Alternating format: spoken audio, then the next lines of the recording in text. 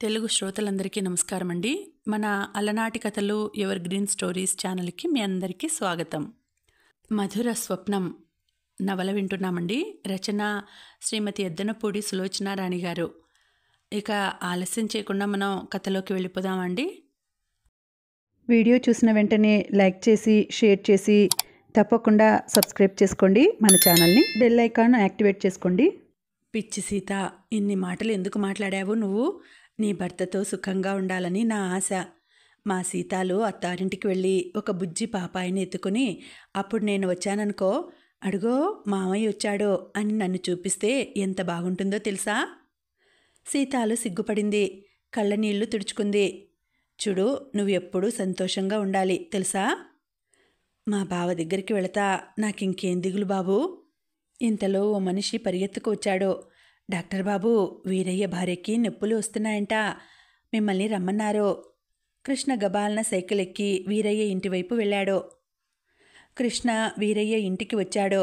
అప్పటికే వీరయ్య భార్య ప్రసవ వేదన పడుతోంది. కృష్ణ నిర్వీణుడయ్యాడు. లేడీ డాక్టరు ఇంకో 20 రోజుల తర్వాత గాని కాన్పు రాదని చెప్పింది.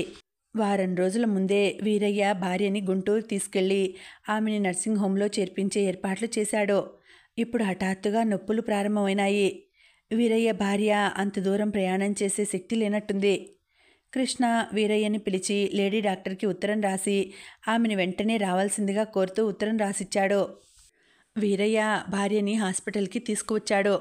అవసరమైతే ఆపరేషన్ చేసేటందుకు అన్నీ సిద్ధం చేసి ఉంచాడు. సాయంత్రం అయింది. కృష్ణ హాస్పిటల్ వరండాలో అటూ ఇటూ తిరుగుతూ వీరయ్య వెంట వచ్చే డాక్టర్ గారి కోసం చూస్తున్నాడు. ఆఖరి పడవకి వీరయ్య వచ్చాడు. ఒక్కడే తిరిగి వచ్చాడు. అతని ముఖం దీనంగా, అలసటగా, కంగారుగా ఉంది. వెంట లేడీ డాక్టర్ రాలేదు. డాక్టర్ అమ్మ లేరు బాబు, పెళ్లికి హైదరాబాద్ వెళ్ళారంట అన్నాడు. కృష్ణ నిరత్రుడయ్యాడు. ఆవిడ వస్తుందని ఎంతో ఆశతో 1000 కళ్లతో ఎదురు చూస్తున్నాడతను. రాత్రి అయిన కొద్దీ వీరయ్య భార్యకి నొప్పులు అధికమైనాయి. ఆపరేషన్ చేయకపోతే పెద్ద ప్రాణానికి ముప్పు వచ్చేట్టుంది. బాబూ, ఇప్పుడెలా? అది బతుకుద్దంటారా? పాపిష్టాడిని, అత్యాశకి పోయాను. పిల్లలు లేకపోతే లేకపోయారు అనుకోవాల్సింది. ఉండు వీరయ్య, నువ్వు కంగారు పడకు అంటూనే కృష్ణ మెట్లు దిగి పరిగెత్తినట్టు వెళ్ళాడు. 10 నిమిషాల్లో అతను రాధ ఇంటికి వచ్చాడు. రాధ పక్కలు సర్దుతోంది. కృష్ణ వస్తూనే ఆనంద్ ఎక్కడా అని అడిగాడు. అడుగో, రాధ చూపించింది. ఆనంద్ గదిలో పడకుర్చీలో ముఖానికి పేపర్ అడ్డు పెట్టుకుని ఉన్నాడు. కృష్ణ ఆ గదిలోకి వచ్చాడు. పాదాల అలికిడి విని ఆనంద్ కళ్ళు తెరిచి చూశాడు. కృష్ణను చూడగానే అతని ముఖం వికసించింది. కృష్ణ, బాటలు తెచ్చావా? మధ్యాహ్నం నుంచి డ్రింక్ లేదు, పిచ్చి పట్టినట్టుంది అన్నాడు లేస్తూ. ఆనంద్, నువ్వు అర్జెంటుగా నాతో రావాలి. నేనా? ఎక్కడికి? అర్జెంట్ కేసు ఒకటి వచ్చింది, డెలివరీ కేసు. కృష్ణ క్లుప్తంగా వీరయ్య భార్య సంగతి చెప్పాడు. ఆమెకి మీరు వచ్చి సిజేరియన్ చేయాలి, లేకపోతే ఆమె బ్రతకదు. ఆనంద్ నిర్వీణుడైనట్టు చూశాడు. నేనా అన్నాడు. అతని ముఖం ఆపరేషన్ మాట వినగానే వెలవెలపోయింది. అవును, నువ్వే.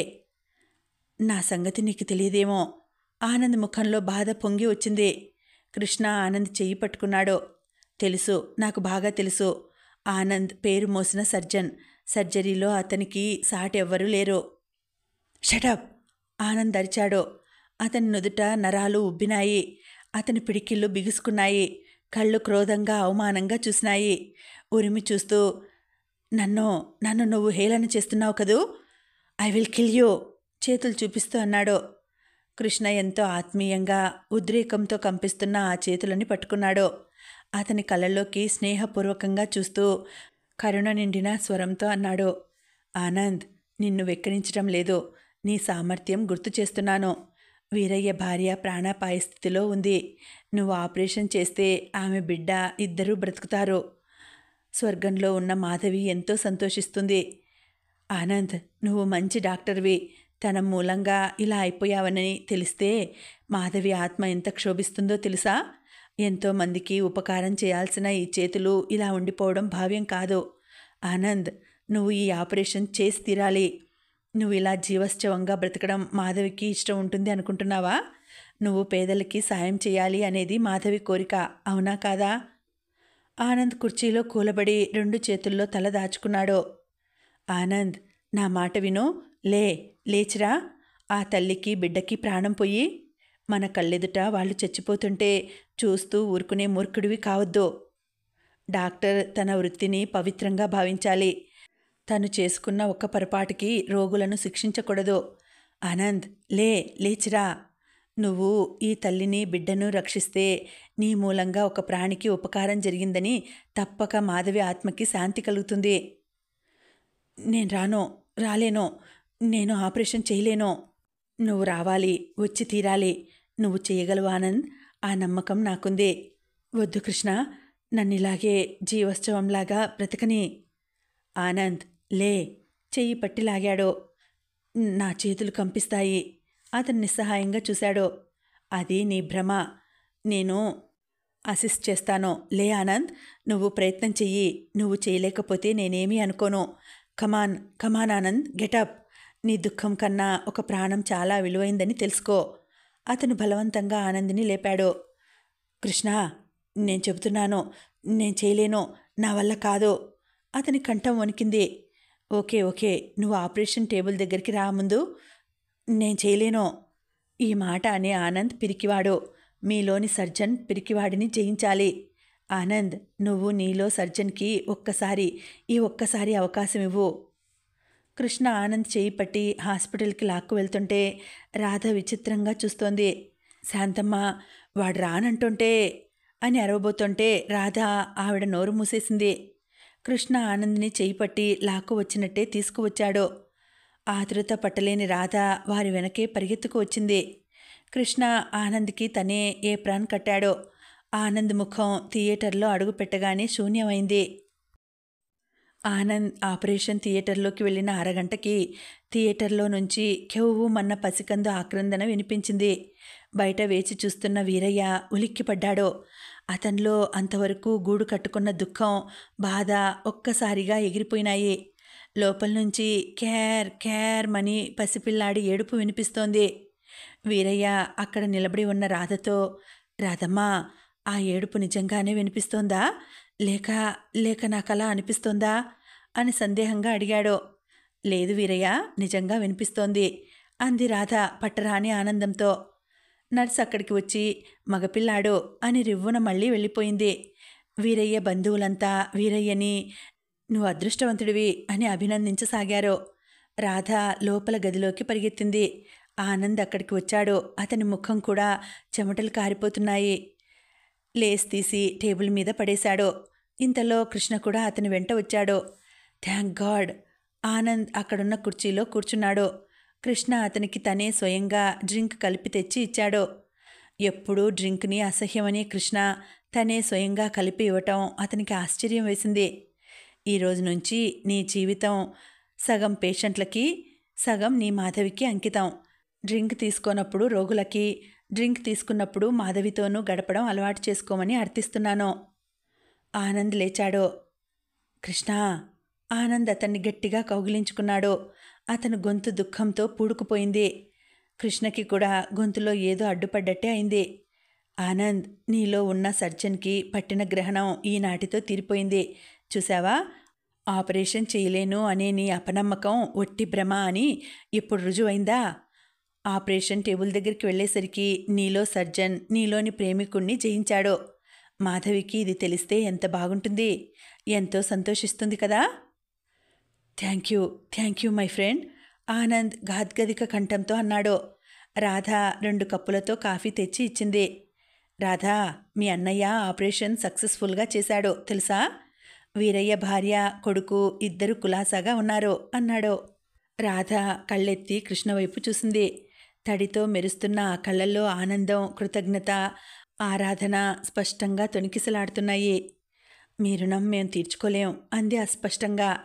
రాధ కళ్ళల్లో చూస్తున్న కృష్ణకి హఠాత్తుగా తను పడిన శ్రమ, ఆరాటం ఆవిరైనట్టుగా అనిపించింది.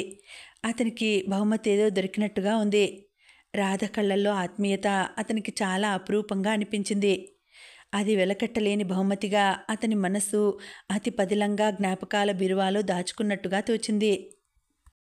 వీరయ్య భార్యకి ఆనంద్ ఆపరేషన్ చేసినా ఊరిలో అందరూ కృష్ణ చేశాడని చెప్పుకోసాగారు. అతని చెయ్యి చల్లనిది అనే ప్రచారం బాగా వాడుకలోకి వచ్చేసింది. వీరయ్య ఆనందం వర్ణింపనలవి కానిది. బారసాల రోజున ఊరందరినీ భోజనానికి పిలిచాడు. కృష్ణకి వాళ్ళు చూపుతున్న గౌరవం, అభిమానం ఉక్కిరి బిక్కిరైనట్టుగా అనిపిస్తోంది. వీరయ్య భార్యకి అయితే డాక్టర్ గారు అంటే దేవుడే అయిపోయాడు. చివరికి కొడుకుని ఉయ్యాల తొట్టులో వేసినప్పుడు కూడా డాక్టర్ గారు రావాల్సిందే. ఇదేమిటి వీరయ్య, అదేదో ఆడవాళ్ళ వేడుక, నేను రావటం ఏమిటి అంటే, అలా అనకండి బాబు, మా ఆడదానికి నేను సమాధానం చెప్పలేను. అప్పుడే అది ఏమంటుందో తెలుసా, తన కొడుకును డాక్టర్ బాబులా చదివించాల్సిందే అట. కృష్ణ నవ్వాడు. లేక లేక పుట్టిన వంశాంకురం వాళ్ళకి. అసలు ఆపేక్ష, అంతఃకరణలు చాలా ఎక్కువ. ప్రేమించినా ద్వేషించినా మోతాదు ఎక్కువే. సాయంత్రం కృష్ణ వీరయ్య ఇంటికి వెళ్ళాడు. ఉయ్యాల తొట్లో కృష్ణని పడుకోబెట్టమన్నారు. రాధ కూడా అక్కడే ఉంది. పసిపిల్లాడిని ఉయ్యాల తొట్టులో పడుకోబెడుతుంటే అతనికి గమ్మత్తుగా అనిపించింది. వీరయ్య భార్య రాధకి తాంబూలం ఇస్తూ, మావాడు పెద్దయ్యి నీ దగ్గరే లక్షణంగా చదువుకోవాలమ్మా, పెద్ద చదువులు రావాలని దీవించి రాదమ్మా అంది. అందరూ ఆడవాళ్లే. కృష్ణ 10 నిమిషాలుండి వచ్చేశాడు. వీరయ్య భార్య ఆ పసికందు గుర్తుకు వస్తే కృష్ణకి ఎంతో సంతోషంగా ఉంటుంది. చెప్పలేనంత తృప్తిగా, తన జీవితం సార్థకమైనంతగా అనిపిస్తుంది. ఆశ్వీజ మాసంలో ఆ ఊరిలో పెద్ద జాతర జరుగుతుంది. ఆ జాతరకి చుట్టుపక్కల ఊళ్ళ జనం అంతా చూడటానికి వస్తారు. జాతర వారం రోజులు ఉందనగా ఆ ఊరిలో నాటకాలు వేయటానికి బృందాలు తరలి వస్తారు. బుర్రకథలు చెబుతారు. ఊరంతా సందడిగా ఉంటుంది. కృష్ణ మధ్యాహ్నం వేళ పక్క ఊరి నుండి వస్తుంటే సీతాలు అక్కడ ఎదురైంది. సీతాలు అక్కడున్న చెట్టు మీద గీతలు గీస్తోంది. కృష్ణ సైకిల్ ఆపి అడిగాడు, సీతాలు, ఏం చేస్తున్నావు అక్కడ? కృష్ణని చూడగానే సీతాలు ముఖం చాటంతయింది. ఇదా బాబు, మీరు పౌర్ణమి 8 రోజులు ఉందని చెప్పారుగా, ఇక్కడ మా చంటి చేత 18 గీతలు గీయించుకున్నాను. రోజుకొకటి చొప్పున గీత కొట్టేస్తున్నాను. నాకేమో గుర్తుండదు. పౌర్ణమి ఎప్పుడు అని అడిగితే అందరూ విసుక్కుంటున్నారు. సీతాలు అతని చేయి పట్టుకుని లాక్కెళ్ళి చూపించింది. సంబరంగా వాటివైపు చూస్తూ, చూశారా, ఇంకా 2 గీతలే ఉన్నాయి, అవి కొట్టేస్తే మా మామ వచ్చే రోజు వస్తుందన్నమాట అంది. పిచ్చి సీత అన్నాడు కృష్ణ. మీరెప్పుడు అలాగే అంటారు. ఊరిలో అందరేమో నన్ను రాక్షసి, దయ్యం అంటారు. మీరేమో పిచ్చి సీత అంటారు. మా మామకి చెబుతాను అంది. కృష్ణ నవ్వి వెళ్ళిపోయాడు. సీతాలు అమాయకత్వం చూస్తే అతనికి జాలి వేస్తుంది.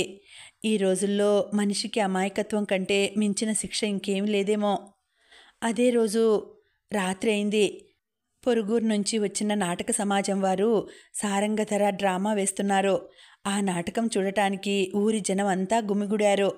నాటకం ఆరుబయట ప్రదర్శన ఏర్పాటైంది. జనానికి కూర్చోవటానికి చోటు చాలదేమో అన్న భయం లేదు.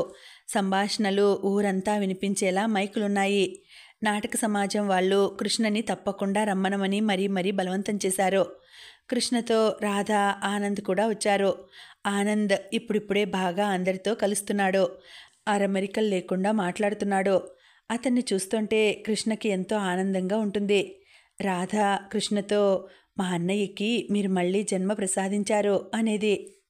ఆనంద్ ఓపికగా నాటకం పూర్తి అయ్యే వరకు కూర్చున్నాడు. సారంగధర నాటకం జరుగుతుంటే జనం కేకలు, ఈలలు. పల్లెటూరు.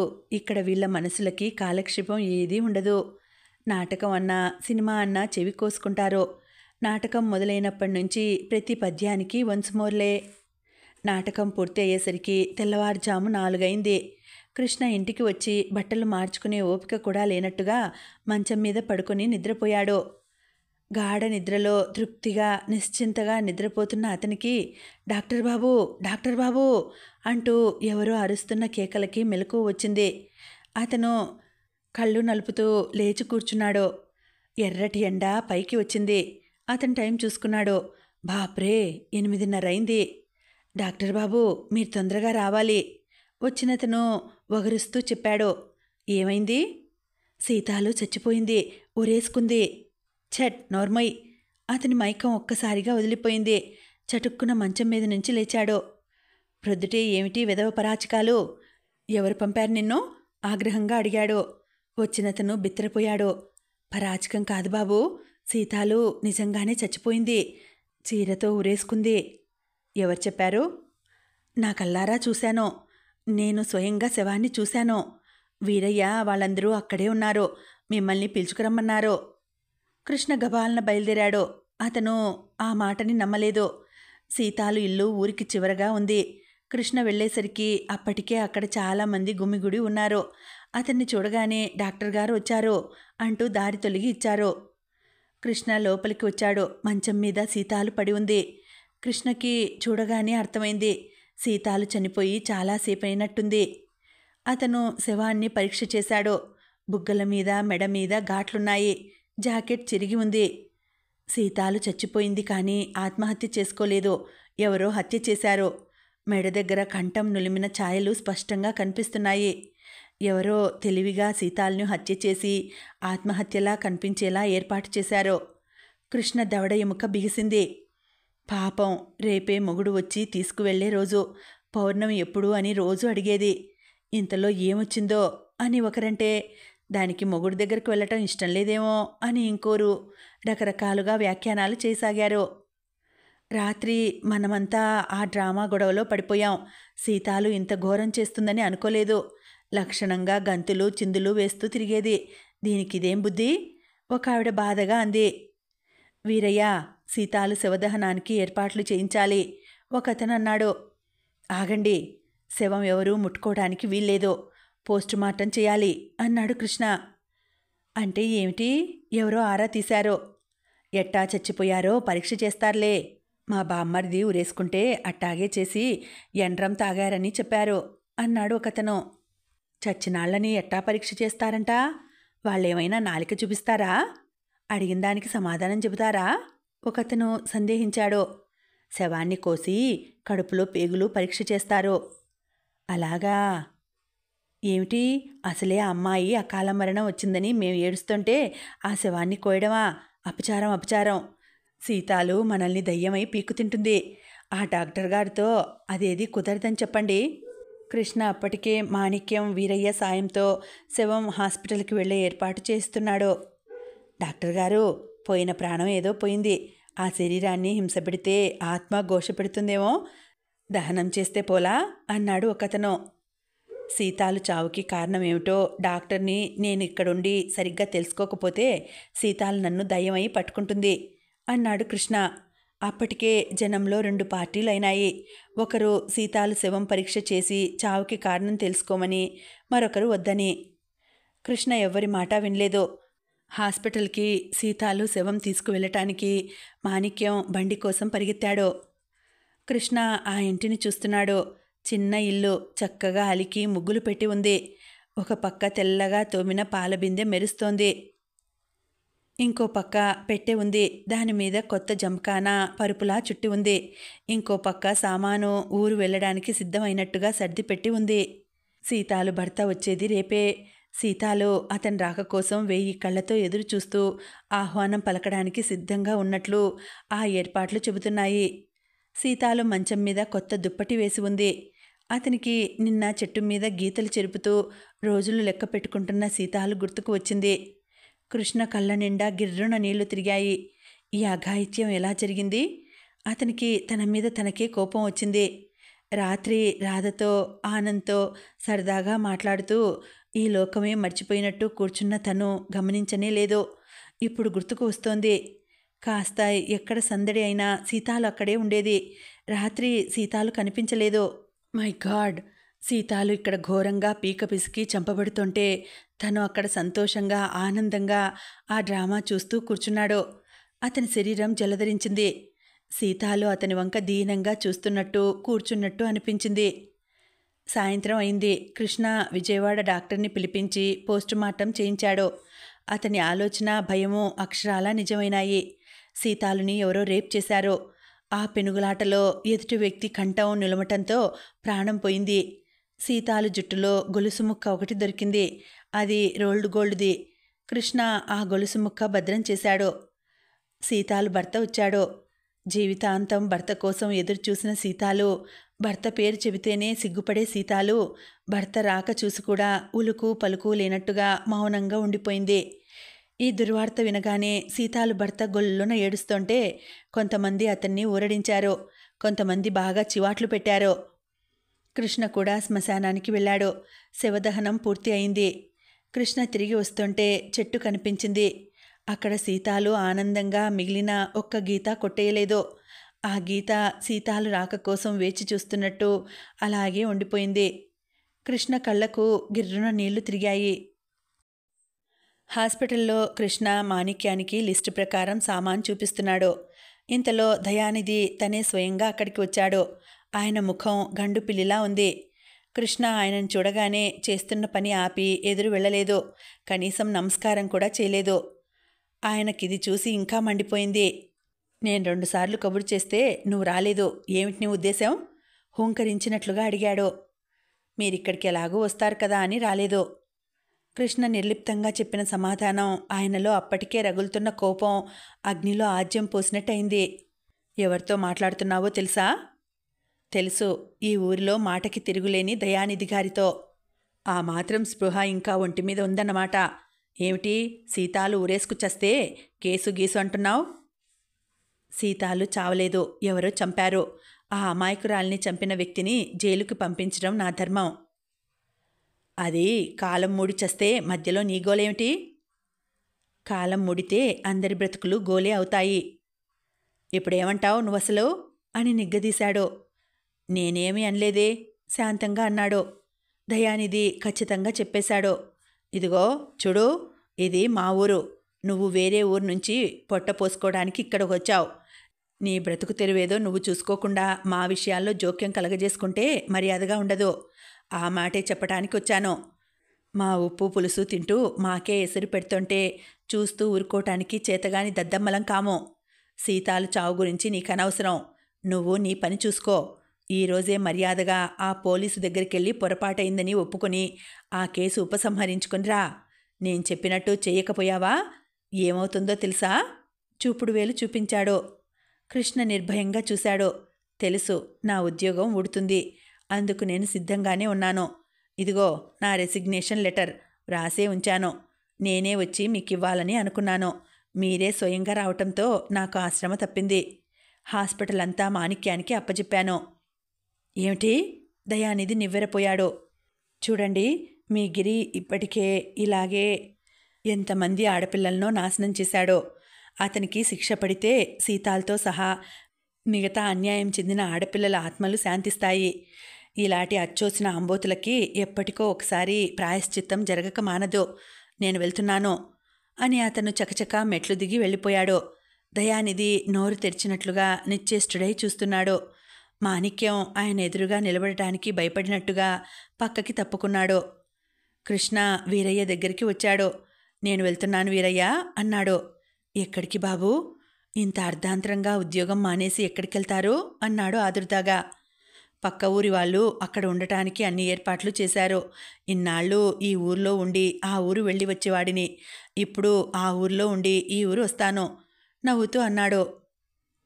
మమ్మల్ని వదిలేయకండి బాబూ, మీరొచ్చిన తర్వాత మా అందరి ప్రాణాలు హాయిగా ఉన్నాయి అన్నాడు వీరయ్య. లేదు వీరయ్య, నేను రోజు ఈ ఊరు వస్తాను. నేనిప్పుడు సర్వస్వతంత్రుడిని, ఒకరి కింద ఉద్యోగిని కానుగా అన్నాడు. క్షణంలో డాక్టర్ గారు ఊరు వదిలి వెళ్తున్నారనే వార్త ఊరంతా తెలిసింది. వీరయ్య కృష్ణ సామాన్ తీసుకుని పక్క ఊరు వచ్చాడు. ఇంట్లో సామానంతా తనే సర్దాడు. సాయంత్రం వెళ్లే ముందు ఇల్లు కలియ చూస్తూ, బాబూ, మీరు వేళకి అన్నం తినరు, కాఫీ తాగరు. మీరిట్లాగే ఇక్కడే ఉండిపోవటానికి నిశ్చయించుకున్నారుగా. మీ ఆలనా పాలనా చూసేందుకు ఒక తోడు ఎంతో అవసరం.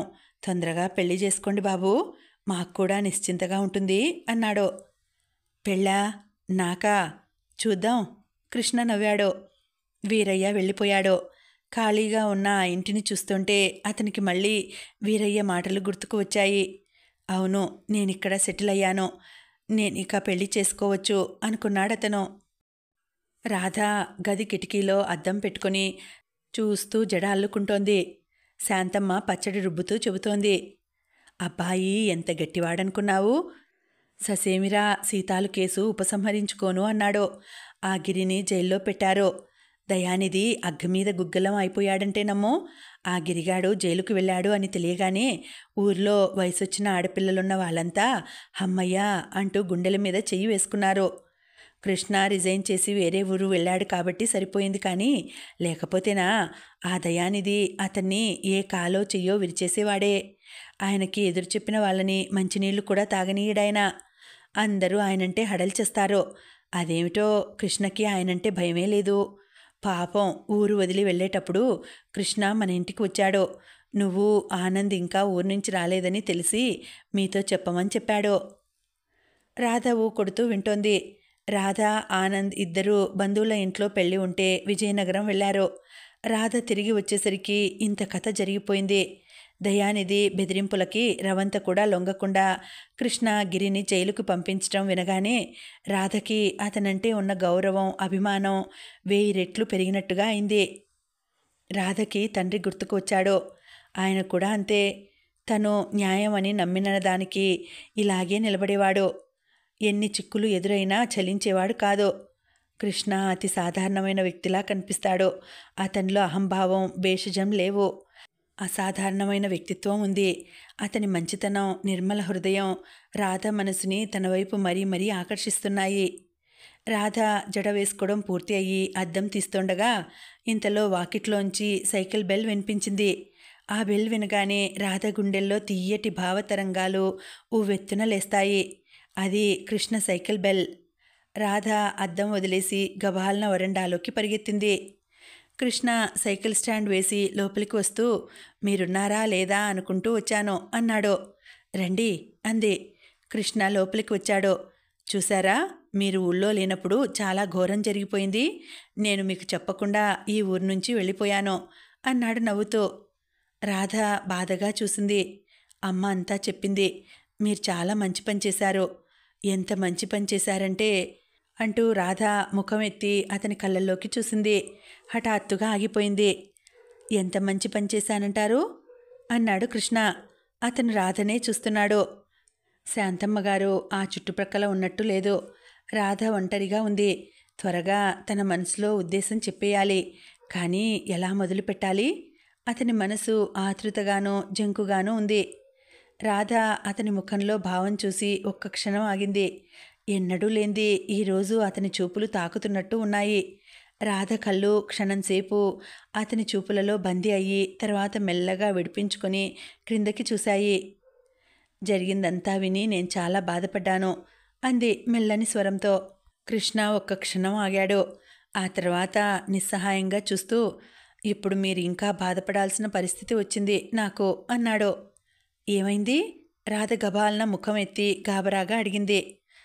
నేను ఆ ఊళ్ళో నాకో ఇల్లు తీసుకున్నాను. ఇల్లా? మంచిదే కదా. ఏం మంచో ఏమిటో, ఇక్కడుంటే క్వార్టర్స్లో ఉండేవాడిని. వీరయ్య, సీతాలు నన్ను కంటికి రెప్పలాగా చూసేవాళ్ళు. ఇప్పుడు సొంత ఇల్లు. ఏ మూల ఏముంటుందో నాకు తెలియదు. నిన్న ఏమైందో తెలుసా? ఏమైంది? గడ్డం చేసుకుందామని రేజర్ కోసం వెతకటం ప్రారంభించాను. 12 గంటలైంది. రేజర్ ఏ మూల పడిందో కనిపించలేదు. స్నానం చేద్దామని వెళితే నీళ్లు లేవు. భోజనం చేద్దామని వస్తే గిన్నెల్లో అన్నం లేదు, కూర లేదు, కనీసం కాఫీ ఇచ్చే దిక్కు కూడా లేదు. మొక్కలకు నీళ్లు పోయలేదు. దీపం వెలిగించే వాళ్ళు లేరు. చోద్యంగా అతను చెప్పిందంతా చక్రాల్లాంటి కళ్ళతో చూస్తూ విన్న రాధ సానుభూతిగా చూస్తూ, నిజమే సుమా, ఎంత బాధ. ఆ పనులన్నీ చేసేటందుకు ఒక మనిషిని కుదర్చండి. అంతవరకు మీకు ఈ బాధలు తప్పవు అంది. డబ్బిస్తే మాత్రం ఎవరు చూస్తారండి నన్ను? నా మీద ఎవరికి ఇంట్రెస్ట్ ఉంటుంది? కట్టుకున్న ఇల్లాలికి అయితే తప్ప అన్నాడు. అతని నుదుటి మీద చిరుచెమటలు అలుముకోసాగినాయి. పోనీ ఆ ఇల్లాలనే తెచ్చుకోండి. అదే, ఆ విషయంలోనే మిమ్మల్ని సంప్రదించడానికి వచ్చాను. నన్నా? విచిత్రంగా చూసింది. అవునండి, మిమ్మల్ని తప్ప ఇంకెవరిని అడగగలను నేను? అంటేనా? అంటే ఏం లేదండి, సూటిగా చెప్పేస్తున్నాను. మీరు ఒప్పుకుంటే నా ఇంటికో ఇల్లాలు వచ్చేస్తుంది. నాకీ బాధ ఉండదు. రాధ చర్రున చూసింది. ఏమిటండి మీరనేది? ఏమిటి? మీ ఇల్లు ఊడవడానికి, మీ మొక్కలకి నీళ్లు పోయడానికి, మీకు వండి వడ్డించడానికి నేను కావాలా? నేను మీ పని మనిషినా? దానికి ఇల్లాలు అని పేరు పెడుతున్నారా? నిగ్గదీసింది. కృష్ణ కంగారు పడిపోయాడు. అబ్బెబే, అది కాదండి నా ఉద్దేశం. అసలు అది కానే కాదు. ఇల్లాలంటే ఎన్నో బాధ్యతలుంటాయి. సంసారం చేయడం, పిల్లల్ని కనడం, ఇలాంటి ప్రమోషన్స్, డెవలప్మెంట్స్ ఎన్నో ఉంటాయి. అంటే మీ దృష్టిలో భార్య అంటే మీకు చాకరీ చేసి పెట్టి పిల్లలు కనే యంత్రం అన్నమాట. మీరిలాంటి మనిషి అని నేను అనుకోలేదు. ఎర్రబడిన ముఖంతో అంది రాధ. నోనో, మీరు నన్ను అపార్థం చేసుకున్నారు, అతను కంగారుగా అన్నాడు. మిమ్మల్ని బాగానే అర్థం చేసుకున్నాను. మీకు భార్య అంటే అస్సలు అర్థం తెలియదు. మీ ఇంటి చాకరీ చేయటానికి ఇంకెవరినైనా చూసుకోండి. రాధ గిరుక్కున వెనక్కి తిరిగి లోపలికి వెళ్ళబోయింది. ఒక అడుగు వేసిందో లేదో వెనక నుంచి భుజం మీద చెయ్యి పడింది. రాధ తిరిగి చూసే లోపలే కృష్ణ రెండో చెయ్యి కూడా రాధ మరో భుజం మీద పడింది. ఆ చేతులు వెళ్ళిపోతున్న రాధని గబాలన వెనక్కి తిప్పి కృష్ణ గుండెలకి చేరువుగా తెచ్చినాయి. రాధా, నాకు సరిగ్గా చెప్పటం రాదు. I love you, please understand me. Radha ముఖం దగ్గర అతని కంఠం ఆర్ద్రతగా, అభిమానంగా, ఆత్మీయంగా కంపిస్తూ అడిగింది. రాధా, నన్ను నువ్వు పెళ్లి చేసుకో. అభ్యంతరం చెప్పకు, ప్లీజ్. అతని ముఖం రాధ తల మీద ఆనింది. రాధకి సృష్టి స్తంభించినట్టుగా అయింది. ఆ మాటలే వినిపిస్తున్నాయి. హఠాత్తుగా రాధ మనసు తన ఉనికిని కోల్పోయినట్టుగా ఆ మాటల్లో, ఆ భావంలో, ఆ ధ్వనిలో లీనమై తేలిపోతున్నట్టుగా, అతనితో కలిసిపోయి సృష్టి అంతా వ్యాపిస్తున్నట్టు అనుభూతి కలిగింది. రాధ పెళ్ళి నిరాడంబరంగా జరిగిపోయింది. శాంతమ్మ తన పూజలు ఫలించాయన్నంత ఆనందంగా ఉంది. ఉన్నంతలోనే రాధని అత్తవారింటికి ఘనంగా పంపించింది. రాధకి కృష్ణ ఆ రోజున ఎంతో ఆర్తిగా, రాధా, నన్ను నువ్వు పెళ్లి చేసుకో అన్న క్షణం నుంచి జీవితమే మారిపోయినట్టుగా ఉంది. కృష్ణ తన మెడలో 3 ముళ్ళు వేస్తుంటే రాధ కళ్ళల్లో కన్నీటి పొరలు కమ్మినాయి. మొదటి రాత్రి అతని కౌగిలిలో బందీ అయిన రాధకి తన ఉనికినే కోల్పోయి అతనిలో ఐక్యం అయిపోయినట్టుగా అనుభూతి కలిగింది. అతని గుండెల మీద తల ఆనించి పడుకున్న రాధకి ఇది ఏనాటి అనుబంధం అనే వింత అనుభూతి కలుగుతోంది. అతని సాన్నిహిత్యం స్వర్గధామం అనిపిస్తోంది. రాధకి పెళ్లి నిర్ణయం అయిన నాటి నుంచి జీవితం ఇక మధుర స్వప్నంగా మారిపోయింది. ఉదయం లేవగానే అతనికి కాఫీ ఇవ్వటం, స్నానానికి ఏర్పాట్లు చేయటం, అతనికి బ్యాగ్ అందించి సైకిల్ మీద అతను పేషెంట్లని చూడటానికి వెళ్తుంటే గుమ్మం వరకు వచ్చి సాగనంపటం, అతని సైకిల్ దూరం అయ్యి కంటికి కనిపించకుండా కనుమరుగయ్యేంత వరకు గుమ్మంలో నిలబడటం, ఆ తర్వాత ఇల్లు సర్దటం, వంట పని చేయటం, స్కూల్కి వెళ్ళిపోవటం, అతను రాగానే ఇద్దరూ కలిసి భోజనం చేయటం, మధ్యాహ్నం వేళ అతను పడుకుంటే అతని చెంత కూర్చుని కబుర్లు చెప్పటం, అతను సాయంత్రం వెళ్ళటానికి రెడీ అవుతుంటే కాఫీ అందివ్వటం, అతను మళ్ళీ రాత్రి రాగానే స్నానానికి నీళ్లు సిద్ధం చేసి భోజనం కలిసి తినటం, రాత్రికి అతని చేతుల్లో స్వర్గం చూడటం రాధ దినచర్య అయిపోయింది. రాధ పెళ్ళి అయిన 2 నెలల్లో ఒళ్ళు చేసింది. ఆ కళ్ళల్లో ఆనందం, ఆ పెదవుల మీద తృప్తి నిండిన చిరునవ్వు, ఆ ముఖంలో సుఖం అనుభవిస్తున్న శాంతి స్పష్టంగా కనిపిస్తున్నాయి. రోజులు ఎటు వెళ్ళిపోతున్నాయో తెలియడం లేదు. రాధకి ఏ విషయంలోనూ లోటు లేదు. కృష్ణకి కూడా అలాగే ఉంది. అతని మనసు నిండా అనిర్వచనీయమైన తృప్తి. రాత్రివేళ ఎవరైనా వచ్చి నిద్రలేపితే రాధ కాస్తంతైనా విసుక్కోదు. తన మెడను పెనవేసుకుని ఉన్న రాధ చేతులని అతను మెల్లగా విడిపించడానికి ప్రయత్నిస్తుంటే తనే లేచేసేది. సుఖనిద్రతో బరువుగా మూతలు పడిన ఆ కళ్ళు భారంగా తెరుచుకున్నా అతను వెళుతుంటే గబాలన లేచేది. ఒక్కోసారి తన గుండెల మీద స్వప్న దేవతల తల ఆనించి నిద్రపోతున్న రాధని కదిపి పక్కన దిండు మీద పడుకోబెట్టాలంటే అతనికే ఎలాగో అనిపించేది. అతనికి వృత్తి పట్ల అతని కంటే తనకే ఎక్కువ గౌరవాభిమానాలు ఉన్నాయన్నట్టు ప్రవర్తించేది. రాధ ముఖంలో చిరాకు అనేది ఏనాడూ అతనికి కనిపించేది కాదు. ఆ ఇల్లు ఒక స్వర్గధామంలా ఉండేది. ఆ ఇంట్లో ఆడంబరం లేదు, కానీ ప్రశాంతత పుష్కలంగా ఉంది. ఆనంద్ ఆ ఇంటికి వచ్చినప్పుడల్లా ఎప్పుడూ అనేవాడు, రాధా, ఇల్లంటే ఇలా ఉండాలి. ప్రతి భార్య నీలాంటి సహృదయురాలు అయితే ఈ లోకంలో ఏ మగవాడు ఇల్లు వదిలి వెళ్ళడు. అది కాదన్నయ్య, ఈ లోకంలో ప్రతి భర్త కృష్ణలాంటి అనురాగమూర్తి అయి ఉంటే ప్రతి ఆడపిల్ల ఇలాగే ఉంటుంది అనేది రాధ. కృష్ణ తనున్న ఊరిలో హాస్పిటల్ కట్టించే ఏర్పాట్లు చేస్తున్నాడు. ఊరిలో అందరూ విరాళాలు పోగు చేశారు. గవర్నమెంట్ గ్రాంట్ కోసం ప్రయత్నాలు చేస్తున్నారు. కృష్ణ ఆనందిని కూడా తనతో పాటు ఈ ఊరిలోనే ఉండిపోమ్మని కోరాడు. రాధ కూడా అవునన్నయ్య, నువ్వు మా దగ్గరే ఉందువు గాని అంటూ బలవంతం చేసింది. ఆనంద్ అంగీకరించాడు. కృష్ణ రాధల సమక్షంలో అతనికి హాయిగా ఉంటుంది. తను ఒంటరివాడిని కాను అనే భావం కలుగుతుంది. రాధకి ఆ ఇద్దరిని చూస్తుంటే గర్వంగా ఆనందంగా అనిపిస్తుంది. రాధ ఒకసారి పరధ్యాసగా చూస్తుంటే కృష్ణ రాధ భుజం పట్టి కదుపుతూ, ఏమిటి నన్ను వదిలి ఎక్కడికి పారిపోయావు అన్నాడు. రాధ అతని వైపు తిరిగి నవ్వు ముఖంతో, అది కాదండి, మనల్ని గురించి ఆలోచిస్తున్నాను అంది.